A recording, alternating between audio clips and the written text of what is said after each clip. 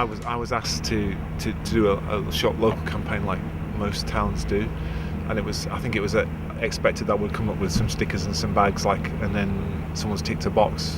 But I'd been thinking about it for a long time, and my travels have brought me into towns which were thriving really well, particularly in Portugal and Spain and things like that. And because of my marketing head and my branding head just goes a bit mental and stuff like that, so I just thought, no, I'm going to really do this. And I had a little window of opportunity where I just started up a new business, and I thought I'll make a big splash with this. So it's something I'm really passionate about. Basically, it's a big marketing campaign that the big guys would spend a lot of money on, like your Tesco's or your big chains, and we've created it so that anybody or any town can have it for free. And that's number one what it is. But what it does, it highlights the great shops that are already there. A lot of people are trying to fix this high street, and yet every high street has got amazing shops already there, doing great value, great things already. The £5 message is all about making it easy for people to shop locally, because I've seen the shop local campaigns before and said don't use your supermarket, and that's just, it's not possible. We're living in an age where we all need supermarkets.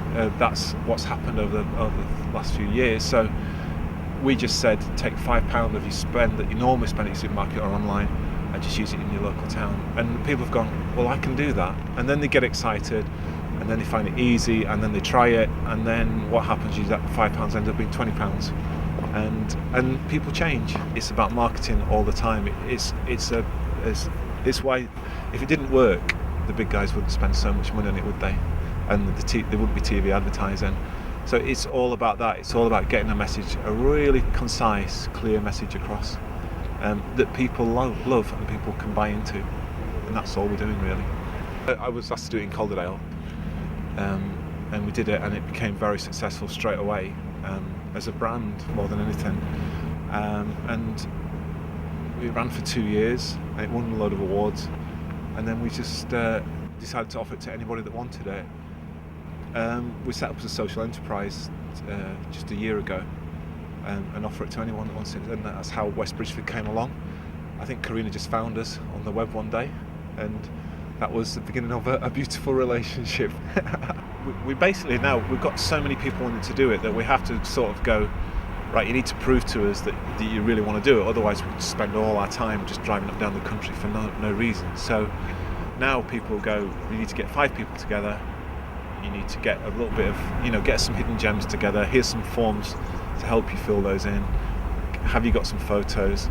And we've just been talking with Harrogate, and it's gone crazy. I think they're running it through Twitter, which is amazing, and you can just see every day shops are now recommending each other, and they've gone, I recommended you, why don't you recommend somebody? And it's doing that. We're at that tipping point, and it can go one way or another. My gut feeling is there'll be pockets of real independence, and there'll be pockets of your out of town big trading things, and I think people will fall into 2 camps. I really do. There'll be a crossover, because now and then you do need to go to the big stores, and there's sometimes I love a trip to Leeds because it's not this, but also if you lived in Leeds, a lot of people in Leeds travel to Hebden Bridge because it's not Leeds, and it's just that little, just the changes, and it's the tweaks and stuff like that. But we look at Hebden, and we've got one chain in there, which is Boots, and that came in under the radar really. So there's a whole town full of great independent shops. It definitely has made an effect. We've talked to shopkeepers, and they've said people come in now, especially. We've got a great butcher's here, and he's been there since 1951, and it's a tiny shop. It doesn't look anything from outside, so people didn't bother. But we highlighted him, and then all of a sudden there's younger people start going in, and they go, oh, we'll go to Donald's for our sausages, and they're amazing. He makes them in the back. His meat's from just up over the hill over there, and he's 2/3 the price of Tesco's.